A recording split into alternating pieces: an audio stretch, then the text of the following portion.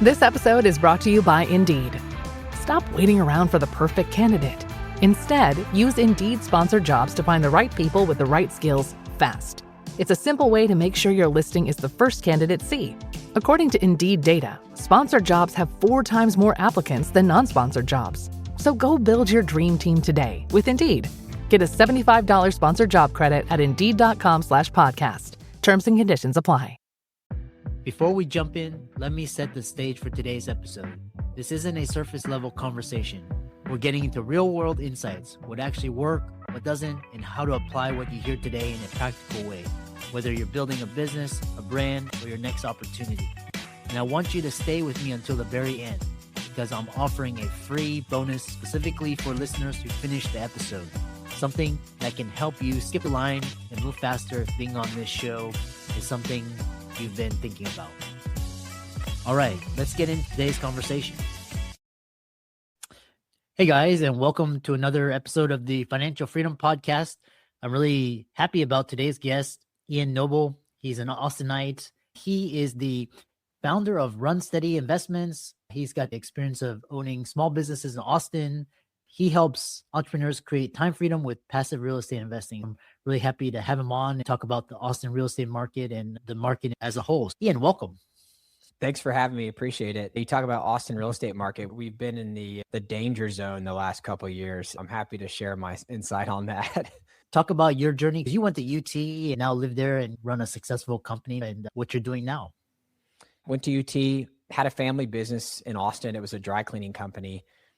Bought it from my dad a couple of years after I got involved with it and was running it. I'd done that for 14 years and sold that in 2023. Along the way, I got involved in real estate. I was buying single family rentals, small commercial properties. Now I'm a full-time real estate investor. I've transitioned from the active side of real estate investing, meaning that I'm doing it myself and I'm the landlord, to now the passive side, which are generally larger scale projects and different asset classes that I wasn't involved with before. Having fun with it, bringing people into these deals. We go in as a group and invest, but we're not dealing with tenants or anything like that. The fun part of real estate.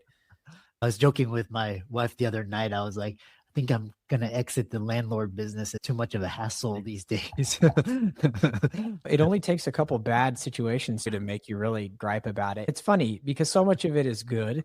Then you'll have a tenant or two that causes a lot of problems. Yeah. I can tell you that's one thing that I don't miss. I still have my active stuff, but I don't pursue it to the degree I do the passive side now.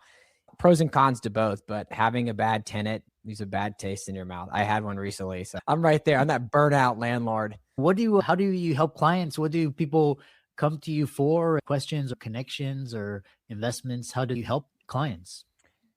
This business stemmed out of a personal need. When I sold my business, I needed depreciation and I wanted to deploy some of the earnings safely back into real estate. I got bored very quickly doing it just for myself. Run Steady Investments exist to help entrepreneurs and people similar to me, high net worth individuals, get involved in real estate. They're not real estate people. They don't want to deal with the day-to-day because there's headaches that are there. We identify properties that are low risk. We're co-investing as a group. I'm the first investor in always. It's been fun bringing people that are successful in their own place of business, but aren't well-versed in real estate, bringing them in to get exposure on that end for them. What's your investment strategy? Is it single family, multi-apartment, mobile homes? My business focuses in 2 different areas. The first one is private lending. So that's going to be acting like a bank. Essentially, we lend out to a portfolio of single family homes. So These are to flippers, but we are not the ones flipping and we're making money on set terms. The other one is going to be mobile home parks. So that's the equity side where people can have longer term benefits, tax benefits of ownership. The private lending fund is open around the clock, but the mobile home park opportunities come and go. You may have a couple per year. Those get announced to the network and off to the races. Why mobile home? A lot of listeners on this podcast, they've been conditioned to focus on multifamily and apartments. What's the advantage of mobile home parks? The number one advantage is the supply constraint. The multifamily industry got hurt over the last few years with a lot of new properties coming into the supply with rents going down and occupancy not being where you needed it to be hurt the projections of those deals.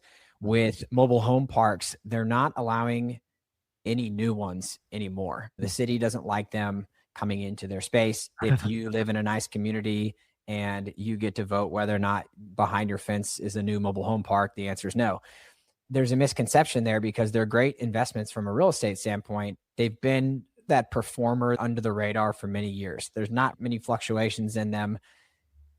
Houses are getting more expensive. Cost of living is becoming more expensive. They're a great opportunity for investors to figure out a way to help people with home ownership not have to deal with all of the fixes that come along with a lot of other asset classes. But you can structure it to where even though you own that mobile home park, you don't have to own the mobile home itself. The tenant can own it and you can rent the dirt to them. It creates this cycle of people staying put. The average person stays for 14 years. Wow. And if they own that home and, for example, sell it, they can profit from it. They're basically finding you a new tenant without you having to do any work. There's low expenses that go into that business relative to its counterparts. Yeah. And that's why I fell in love with it. The audience might be asking, what's the difference between owning mobile home parks and owning a lot that you rent out like a parking lot? There are a lot of similarities. With mobile home parks, the key thing is, yes, they are by definition mobile. They're not on a foundation, but they're expensive to move. It costs somebody $10,000 to move a home that might be worth $15,000. A lot of times they stay put. The commonality between the two is that you're renting the dirt, and that would be the goal. Same thing with parking lot. Also with truck parking, that's an interesting class right now. Truck parking is making its presence known.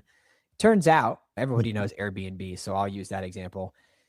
There's a site for nearly every asset class that is untraditional, similar to Airbnb. Truck parking has it.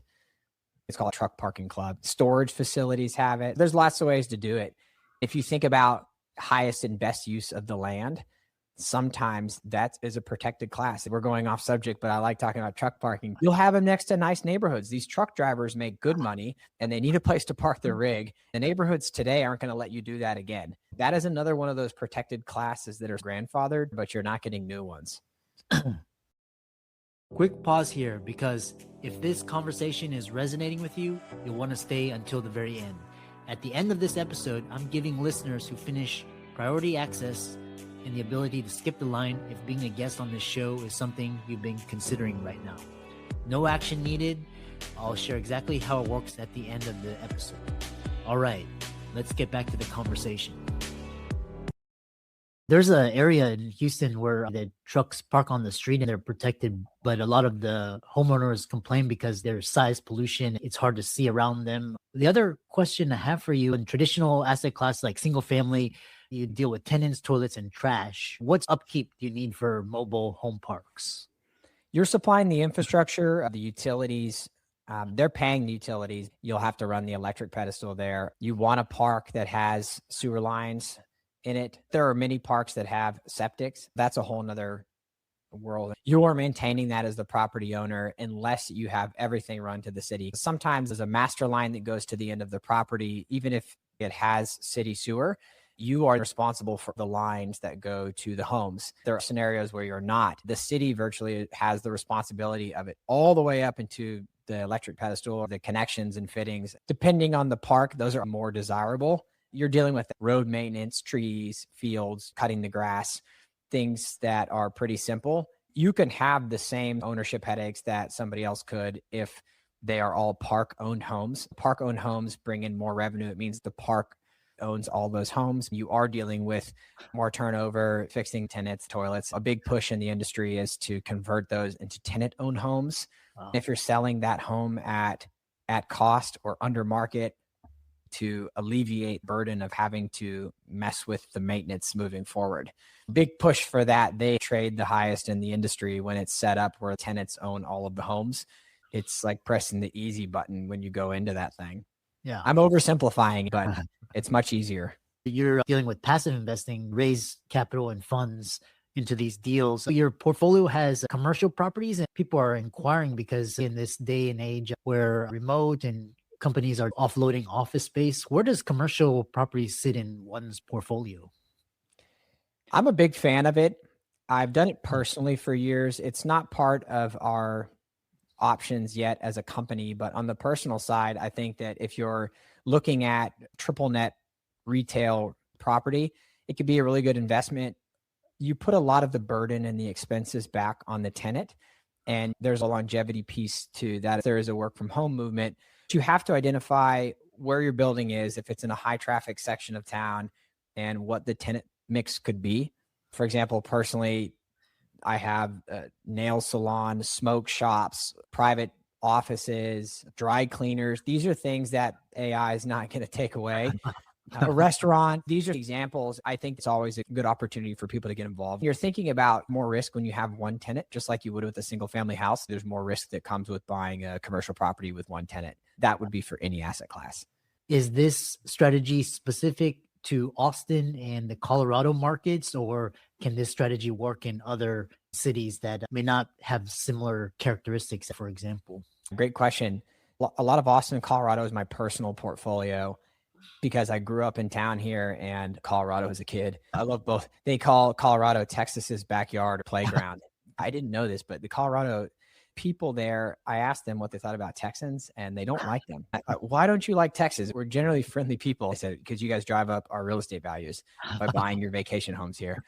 Yes, the principle can work all over. A lot of them are going to be growth states. The Southeast is very popular right now. The Carolinas, Georgia, Tennessee, these are all markets that a lot of people are looking for that are landlord friendly and have growth and economy. I have not gotten into the Dakotas or Montana, some of these remote places. It's all over the US. It doesn't have to be centered in Texas. Austin is a tight market. Cash flow is limited. You're buying for sit, hold, and hope it appreciates. It doesn't fit our thesis, what we're looking for as a business. A lot of the audience, they're high net worth, high income, and they've grown and sold the business. What is the safest way to put those funds for safekeeping, but also to fight against inflation and taxes? I'm a big advocate of making sure that you spread it out. Number one, I love real estate. I'm in the market and dabble in other businesses. For business owners, the idea, I'll speak from personal experience. Day one after I sold my company was money market accounts. At the time, they were earning 5.5%. This is 2023. That's not the case anymore. But the idea was, if you can level up taking on a low amount of risk, in addition to make the best of what the opportunity is. You don't want to put your money at risk. You definitely want to focus on lower risk investments. There are other alternatives out there. It starts with, especially in the world of passive real estate investing, relationships are key. Numbers lie a lot, and you'll get investors all the time send me deals, and they're like, what do you think about this pro forma? And you can tell they made that on Canva, and it's a nice marketing brochure. It's important for people to really make sure that they talk to somebody they trust and that they feel they can align with.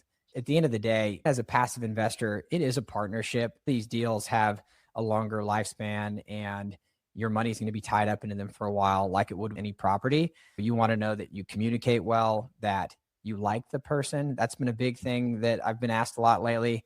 What's your underwriting look like? A lot of it before the deal is the person, because a person can turn a good deal bad, and vice versa. An average deal can become a good deal if the right person's running it. I spent a lot of time trying to find the best partnerships and people that I feel confident going to my network, family, and my wife saying, this is what we're going to do, because I'm always the first investor in. It's a unique business model because everyone's money that's coming in is more important than mine. I'm looking at it through the lens of, is this investment good for me first with my own money? Then if it passes that criteria and the people are good, they get background checked, everything that we do checks all the boxes, it comes to the group and we can all do it as a team. How is your investment strategy going to change or stay the same? How are you positioning with the exit of Jerome Powell in May? Trump is almost 1 year into his presidency and another 3 years. How are you positioning for your portfolio? How should people be thinking? I think right now is a good opportunity for people that are buying. On the buy side, a lot of sellers that bought in the last couple of years, there was cap rate compression and they were buying on those rates with the debt that they had structured. They are in a pinch, they're selling at a loss and cap rates rose. So better for buyers. I believe that with Powell getting out, there's a lot of hype about interest rate drops. I wouldn't bank on it. If you're someone that likes to take action, if you can underwrite a deal today, you'll be in a much better position. If it pencils today, you're in an even better spot if there's a rate drop later on. I wouldn't wait or forecast to see if the deal works. If interest rates drop, you have to look at it being cash flowing today. Long term, from whomever is in the presidency or whatever is happening, if you're following a model of sticking to low risk opportunities, in the long run, you'll be safe. The number one thing I didn't want to do after selling my company, I worked so hard to get there. You're rewarded for it at the end, is to then end up losing because you've gone into something risky because somebody was dangling that carrot in front of you and you wanted to double your money. Stay away from that. Number one, I applaud and I'm happy for people when that works and that's their MO. But my game plan over the next several years, because that's the type of person I am, stay low risk, hit singles, don't hit home runs, and keep going, because real estate's a long game. And so is building wealth. Unless you're like a tech founder and you have a crazy exit. I'm proud of you. That's good. That's 1 in a million. If you're in Austin, it's more likely to happen. That's right. A lot of Austinites in the tech space. Those people are fun to help too, because a lot of people in tech don't know real estate, and it's way different. I go to these circles, and I don't know what they're talking about, but we all speak the same language of trying to improve ourselves. How can people connect with you and learn more about Run Steady Investments? I put together a cheat sheet for your listeners of what passive investing is, if they're curious about it, and some of the questions that they should ask. It's the kind of stuff I wish I had 10 years ago. That will get them into our ecosystem. You can go to runsteadyinvestments.com. That's my website. The cheat sheet will be the most helpful if you have any curiosity behind this. Really enjoyed this conversation. I think the listeners will really enjoy the information, and keep up the great work. Thank you. Enjoyed having this conversation, and appreciate it. If you stayed until the very end, congratulations. You've earned the freebie. As promised, here it is. Email chris@drchrislewmdphd.com. You'll find it in the show notes, and simply put podcast freebie. A member of our team will reach out to you about being a guest on the show. If you found value in today's conversation, please take a moment to rate the show 5 stars and follow us on Apple Podcasts and Spotify. It helps more people discover the conversations we're having here. To be a premium guest on the show, book a spot or join our